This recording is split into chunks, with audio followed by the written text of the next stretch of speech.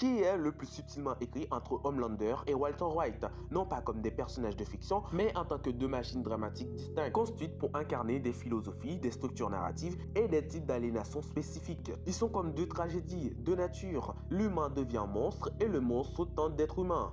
Walter White, c'est une tragédie humaine. C'est un homme purement ordinaire, même pathétiquement médiocre. Il n'est ni puissant, ni écouté, ni même respecté par sa propre famille. C'est précisément parce qu'il est insignifiant que sa transformation a un tel poids. Chaque étape de son basculement est ancrée dans la réalité. Diagnostic du cancer, humiliation, frustration paternelle, virilité bafouée, besoin de léguer quelque chose. Walter devient Heisenberg non pas par folie, mais par un refus obstiné de sa propre faiblesse. Sa monstruosité finale est le fruit de milliers de micro-décisions, toutes motivées par une rationalité intérieure. Il est tragique parce qu'il reste toujours conscient. Il se ment à lui-même avec brio, puis finit par admettre la vérité. I did it for me, I liked it, I was good at it. C'est la tragédie du sursaut d'orgueil d'un homme médiocre dans un monde trop dur pour la vertu ordinaire. Homelander, c'est la tragédie surhumaine. Il n'évolue pas, il révèle. Dès le départ, il est une arme, un produit, une fabrication. Il n'a jamais eu d'enfance, jamais eu d'autre miroir que les caméras, les courbes d'audience, les drapeaux. Il ne devient pas méchant, il est mauvais par absence d'humanité. Il est ce que donnerait Superman s'il était élevé par le Pentagone ou Fox News. Mais c'est ce qui rend Homelander fascinant, c'est sa tentative désespérée d'être aimé. Son sourire figé cache un vide existentiel terrifiant. Il ne comprend pas le monde, seulement les signaux de son image.